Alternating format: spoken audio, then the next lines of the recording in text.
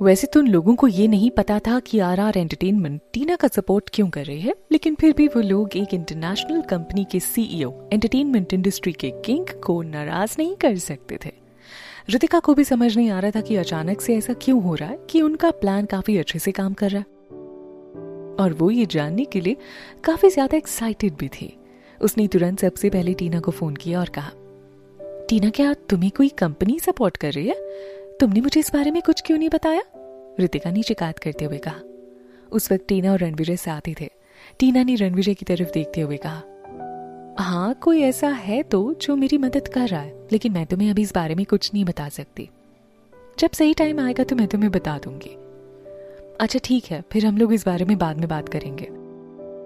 पर अब हम लोगों ने प्रणय को काफी ज्यादा परेशान कर दिया है और अभी के लिए इतना ही बहुत है। मुझे तो बहुत ज्यादा खुशी हो रही है। रितिका को लग रहा था कि टीना ने शायद अपने घर वालों से मदद ली होगी।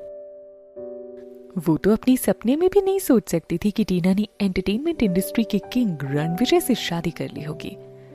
सड़क की तरफ देखते हुए रणविजय ने पूछा, क्या अब तुम इस मौके का फायदा उठाकर पीजी ग्रुप को छोड़ दोगे? नहीं, मैं इतनी जल्दी उन्हें छोड़ना नहीं चाहती। अगर मैंने पीजी ग्रुप छोड़ दिया तो मैं अपने साथ हुए सारे बुरे कामों का बदला कैसे लूंगी? मैं अभी उन्हें और भी ज्यादा बर्बाद करना चाहती हूँ। मैंने पहले ही डिसाइड कर लिया है कि मैं फिर से मॉडलिंग इंडस्ट्री में जाने वाली हूँ। मगर बुरी बात तो यह है कि अब मेरी पॉपुलैरिटी वो नहीं रही जो 3 साल पहले हुआ करती थी, और इसीलिए मैं पीजी ग्रुप को इस्तेमाल करने वाली हूँ। इस वक्त तुम बहुत ज्यादा गुस्से में हो, इसीलिए ऐसा बोल रही हो। कुछ दिन बाद जब तुम्हारा गुस्सा शांत हो जाएगा तो तुम इतनी परेशान नहीं रहोगी, रणविजय ने कहा। अगर मैं एक बार कोई फैसला ले लूं ना तो फिर मैं उस पर पछताती भी नहीं हूँ, इसलिए मैं इतनी जल्दी हार भी नहीं मानती हूँ। टीना अपने फैसले पर पूरी तरह से अड़ी हुई थी। जहां पर बात प्यार और दोस्ती की आती है तो वो सिर्फ एक बार देखने से ही किसी का भी दिल चुरा सकती थी, लेकिन जब बात नफरत की आती थी तो वो उस इंसान को नुकसान भी पूरा पहुंचाती थी। जब से ये सारी चीजें शुरू हुई थीं, तब से प्रणय ने कोई भी सफाई मांगने के लिए टीना को फोन नहीं किया था, बल्कि सारा ब्लेम उसके ऊपर ही डाल दिया था, जिसकी वजह से टीना को और भी ज्यादा बुरा लग रहा था। उसने प्रणय से जितना प्यार किया था, आज वो उससे कहीं ज्यादा नफरत करती थी। रणविजय ने उसकी तरफ देखा। धीरे धीरे उसके मन में टीना के लिए फीलिंग्स बढ़ती जा रही थी। कार एक बड़े से लग्जूरियस होटल के सामने आकर रुकी। सबसे पहले रणविजय निकला और उसके बाद टीना भी उसके पीछे पीछे जाने लगी।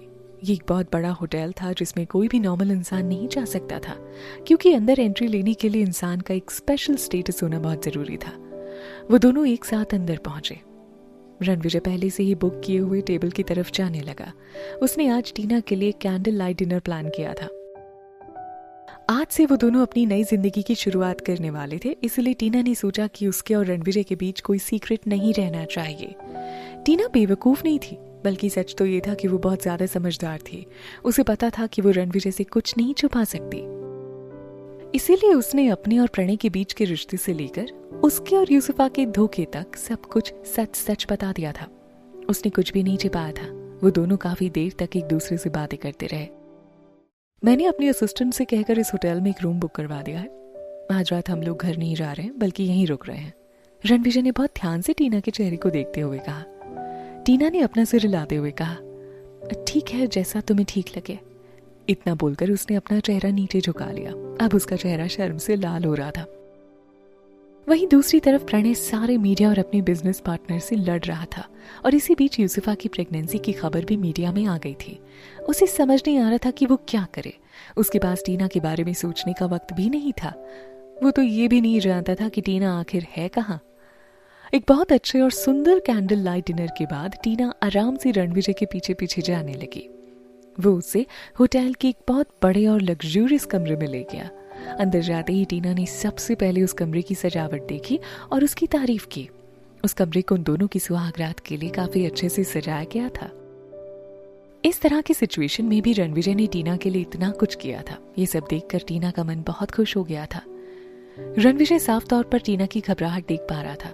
उसने अपना कोट उतारा और टीना से कहा, तुम यहाँ पर आराम करो, मैं जाकर नहा लेता हूँ। अगर तुम्हारा मन नहीं है तो हम किसी और दिन भी ये सब कर सकते हैं। इतना कहकर रणविजय धीरे से वहां से चला गया। टीना रणविजय को बाथरूम में जाते हुए देखती रही। उसने टीना को फोर्स नहीं किया था और ये बात टीना को बहुत अच्छी लगी। लेकिन उन दोनों की शादी हो चुकी थी और ऐसे में वो उसे ना नहीं बोल सकती थी। ये तो रणविजय के साथ नाइंसाफी होती है ना। यही सोचते हुए टीना उठकर खड़ी हो गई और बाथरूम में पहुंच गई। रणविजय, जो उस वक्त नहा रहा था, उसे अंदर आते हुए देखकर बहुत ज्यादा हैरान हो गया। टीना ने उसे कसकर अपने गले लगा लिया और कहा, मैं तैयार हूं। सच में? क्या तुम्हें ये नहीं लग रहा कि मैं बहुत जल्दबाजी कर रहा हूं? अपने इमोशंस को कंट्रोल कर रणविजय ने पूछा। वो सच में अपने पूरे दिल से टीना को अपना बनाना चाहता था। इस वक्त उसकी वो प्यारी स्माइल हिमालय पर पड़ती हुई बर्फ की तरह लग रही थी। वो स्माइल टीना को अपनी तरफ अट्रैक्ट कर रही थी। मैं अपना फैसला नहीं बदलने वाली मिस्टर। उसने प्यार से रणविजय की चेस्ट पर अपना सर रख दिया। उसका जवाब सुनने के बाद रणविजय धीरे धीरे उसकी तरफ आगे बढ़ने लगा। उसने धीरे से अपना हाथ उठाया और उसकी कमर पर रख दिया। अपनी दूसरे हाथ से उसने टीना की फीकी साड़ी उतार दी और उसके बाद उसके होठों पर अपने होठ रख दिए। टीना का माइंड भी उसके साथ इन्वॉल्व हो गया। उसने पहले कभी इस तरह की किस नहीं की थी। वो धीरे धीरे अपना कंट्रोल खोती जा रही थी। उसने शावर के नीचे रणविजय के चेहरे को देखा।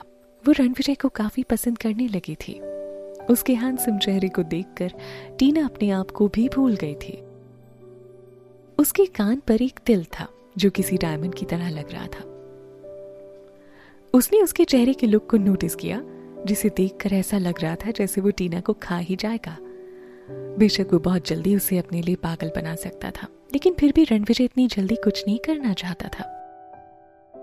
उसने टीना की बॉडी पर प्यार से टॉवल लपेटा और उसे अपनी गोद में उठाकर बाहर ले आया। उसके बाद उसने टीना को सुंदर से बेड पर लिटा दिया।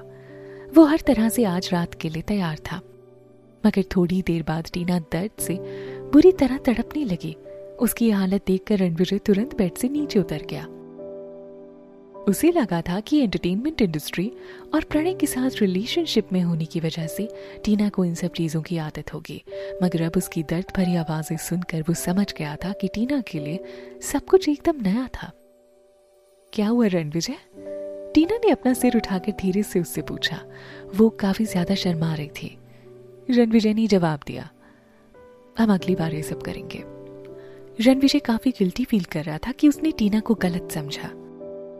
क्या तुम्हें मैं अच्छी नहीं लगी? क्या तुम्हें मेरे साथ सेटिस्फैक्शन महसूस नहीं हो रहा? मैं सोच रही थी तुम्हें सही लग रहा होगा, टीना ने पूछा। नहीं टीना, ऐसी बात नहीं है। अगर मैं और आगे बढ़ा तो तुम्हें दर्द होगा, इवन ब्लीडिंग भी हो सकती है। रणविजय ने अपने आप को कंट्रोल किया और अपनी कपड़े पहनकर बेड पर लेट गया। वो नहीं चाहता था कि टीना का फर्स्ट टाइम बुरा हो। तुमने मुझे पहले क्यों नहीं बताया कि तुम्हें इन सब चीजों का एक्सपीरियंस नहीं है? इसमें मैं तुम्हें क्या बताती, मुझे लगा कि तुम्हें ये खुद पता चल जाएगा। टीना ने काफी कंफ्यूज होकर लड़कियों वाला ही जवाब दिया और आगे पूछा, जो भी हो, क्या अब हम आगे नहीं बढ़ने वाले? ये बात इतनी जरूरी नहीं है। अब तुम मेरी वाइफ हो और तुम वैसे भी अब मुझसे नहीं बच सकती माय डियर। इतना कहते ही रणविजय ने टीना को फिर से अपनी गोद में उठा लिया और कहा, लेकिन पहले मैं तुम्हें बाथरूम लेकर जाऊंगा और देखूंगा कि तुम्हें कहीं चोट तो नहीं लगी। उसे इस तरह से परेशान होते देख टीना ने कहा, तुम वैसे बिल्कुल भी नहीं हो जैसा लोग तुम्हें समझते हैं रणविजय। और फिर वो जोर से हंसने लगी। और तुम मेरे बारे में क्या सोचती थी? रणविजय ने उसे बाथटब में बिठा दिया और टैप ऑन कर दिया। मैं समझती थी कि तुम किसी डिक्टेटर की तरह हो। तुमने पूरी एंटरटेनमेंट इंडस्ट्री को अपने कंट्रोल में किया हुआ है और तुम किसी दूसरे इंसान की फीलिंग्स के बारे में भी नहीं सोचते हो। ठीक है, अब से मैं सबके साथ ऐसा ही रहूंगा, मगर तुम्हारी बात अलग है। तुम मेरी वाइफ हो और मेरा यकीन मानो, मैं हमेशा तुम्हारे साथ प्यार से पेश आऊंगा। मैं हमेशा तुम्हारा ख्याल रखूंगा और तुम्हारे सामने अपना असली चेहरा ही दिखाऊंगा। सच में थैंक यू रणविजय। मैं तुम्हें एक बात बताना भूल गया, मुझे झूठ से सख्त नफरत है। अगर तुमने किसी दिन मेरा भरोसा तोड़ दिया तो मैं तुम्हें माफ नहीं कर पाऊंगा। टीना बाथटब में बैठी हुई थी। उन दोनों की नाक एक दूसरे से टच हो रही थी। हाँ, मैं भी कुछ ऐसी हूं। हम दोनों के बीच काफी सारी चीजें मिलती हैं, टीना ने हंसकर कहा। अपनी पहली रात पर बेशक उन दोनों के बीच फिजिकल रिलेशन नहीं बन पाए थे, मगर उनके दिल और आत्मा जैसे आज एक दूसरे के काफी करीब आ गए थे। अगली सुबह सूरज की किरण किसी फूल की तरह उसके चेहरे पर आकर रुक गई। उसने धीरे से अपनी आंखें खोली, मगर उसके पास कोई भी नहीं था। ये देखकर टीना बहुत हैरान हो गई। उसे लगा था कि रणविजय पहले ही वहां से चला गया है, मगर वो कमरे के बाहर हॉल में उसका इंतजार कर रहा था और कुछ डॉक्यूमेंट्स पढ़ रहा था। जब रणविजय ने देखा कि टीना उठकर उसके पास ही आ रही है तो उसने कहा, मैंने तुम्हारे लिए बाथरूम में एक नई ड्रेस तैयार करके रख दी है, हम आज इस जगह से वापस जा रहे हैं, तुम जाओ और जाकर तैयार हो जाओ। टीना ये सुनकर बाथरूम की तरफ जाने लगी, पर तभी अचानक उसका फोन बजने लगा। उसने फोन उठाकर देखा तो प्रणय का कॉल था। रणविजय की तरफ देखते हुए उसने वो कॉल रिसीव कर लिया।